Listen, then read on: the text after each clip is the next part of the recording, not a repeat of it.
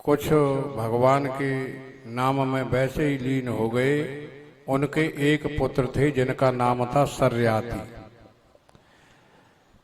उनके मन में आया कि मैं थोड़ा सैनिक लेकर के अपनी पुत्री सुकन्या को लेकर के थोड़ा जंगल में विचरण करूं कि वहां पर कोई किसी भी प्रकार की अशांति तो नहीं है मेरे राज्य में। राजा लोग भ्रमण किया करते थे।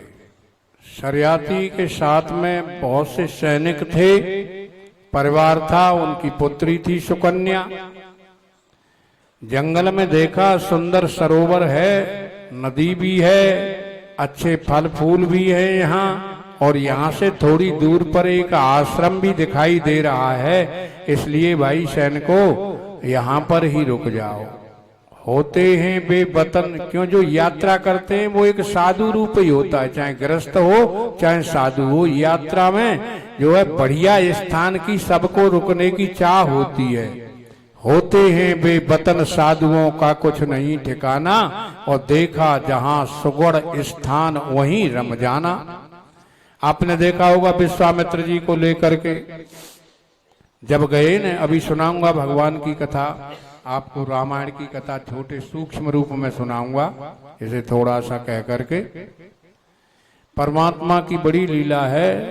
इक्ष्वाकु वंश बहुत बड़ा है। इक्ष्वाकु वंश प्रभवो राम नाम जनै श्रुतः।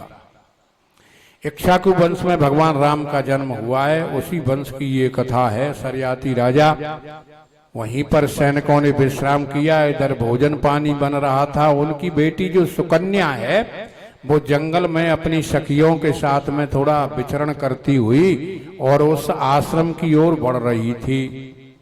आश्रम से पहले एक बाई बनी हुई है, बामी, जैसे पहले जो होते अब तो बामी काट के फेंक दी, जो सर्फ बना लिया करते, दीमक बनाती थी, सर्फ रहते थे।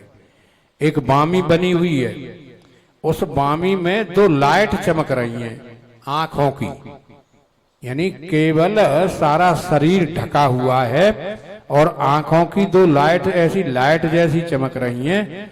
तो उसने देखा ये इसमें कौन है। एक कांटा पड़ा हुआ था, विचार नहीं किया था। बेटी थी, कम उम्र थी, इतना ज्ञान नहीं था, और कांटा लेकर के दोनों आंखों में चुभो दिया। तो जैसे ही कांटा बाहर को उसने खींचा तो रुधिर बहने लगा, रक्त। अब तो महात्मा के जो तपस्या कर रहे थे उनका नाम था च्यवन ऋषि। च्यवन, ये जो च्यवन प्रकाश है ना, ये च्यवन उन्हीं के नाम से है, च्यवन प्रकाश। आजकल जो लोग तुम खाते हो जो बढ़िया बलवर्धक है, तो ये च्यवन ऋषि की आंखों से रक्त निकलने लगा। कुछ कराहट सी भी आई, यह देख करके वो बाला वहां से सखियों के साथ चली गई। मुनि के मन में क्रोध हुआ तो जितने भी सैनिक इत्यादि थे सबके मलमूत्र बंद हो गए। महात्मा को जब त्रसित किया गया, तरण दिया गया कष्ट, तो उनके मलमूत्र बंद हो गए और पेट फूलने लगे। राजा का भी यही हाल हुआ। राजा ने कहा भाई किसने अपराध किया है, किसी संत का या किसी का कोई अपराध किया है, यहाँ क्या बात क्या है। लोगों ने कहा भाई अपराध हमने तो कुछ नहीं किया है, लेकिन ये बेटी वहां पास ही बैठी थी, इसने कहा माँ, और अपनी माँ से कहा मैं पिताजी से कैसे बताऊं, मुझसे अपराध हुआ है। क्या अपराध हुआ है बेटी बताओ।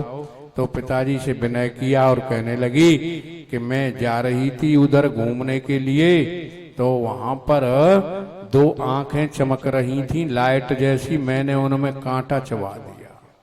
अच्छा बेटी, अच्छा नहीं किया। ये राजा बड़े धार्मिक थे। बेटी और कुछ लोगों को लेकर के वहां पहुंचे और पहुंच करके देखा, बामी को हटाया, महात्मा निकले। चमन जो केवल हड्डी हैं। अब उन्होंने कहा कि भाई राजन, तुम्हारी बेटी ने मेरी नेत्र ज्योति को हरण कर लिया है, अब मेरा कैसे जीवन चल सकता है। आंधरो आदमी पे कारक तो बड़ा हृदय में थोड़ी पीड़ा थी। राजा ने कहा कि मेरी सेना का मलमूत्र हो गया है बंद और बड़ा कष्ट पा रहे हैं लोग। तो राजा ने ऋषि का अभिप्राय समझ लिया कि भाई सेवा करने के लिए यह पुत्री जब तक मेरा शरीर है मेरे पास रहे, ये ऋषि का अभिप्राय था।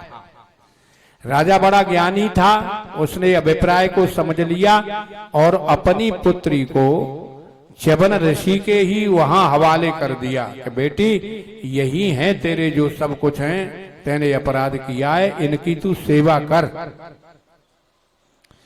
और राजा का जो सैनिक थे वो सब ठीक हो गए, सेना को लेकर के अपने राज्य को लौट गया। कुछ दिन बाद, बहुत दिन बाद में राजा और रानी दोनों आए, देखें बेटी का क्या हाल है, कैसा है।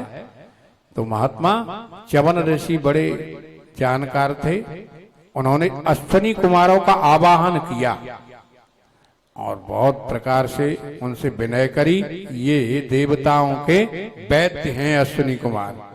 उन्होंने च्यवन प्रकाश बनाया, महात्मा जी ने भी उसमें जड़ी बूटियां लगाई, तो उनके नेत्रों की ज्योति भी आ गई और उनका शरीर 16 वर्ष के बालक के समान उस च्यवन प्रकाश से प्रकाशित हो उठा। दोनों राजा रानी जब आकर के उस कुटिया पर डटे तो वहां बेटी भी बैठी हुई है और एक नवयौवन युक्त पुरुष भी बैठा हुआ है बेटी के पास में। राजा ने कहा, अरे बेटी ये तूने क्या किया, ये जार पुरुष कौन है? हैं? तूने ये मेरे वंश जो मेरा इक्ष्वाकु वंश प्रभव है जानती है, ये तेने क्या किया? बेटी ने कहा, क्या है पिताजी, बैठिए तो सही, पहले जल पी कर। नहीं, जल नहीं पीऊंगा, न तुझे देखना चाहता हूं कि नहीं ये वही च्यवन ऋषि हैं जिनको आपने मुझे सौंपा था। अश्विनी कुमारों को बुलाकर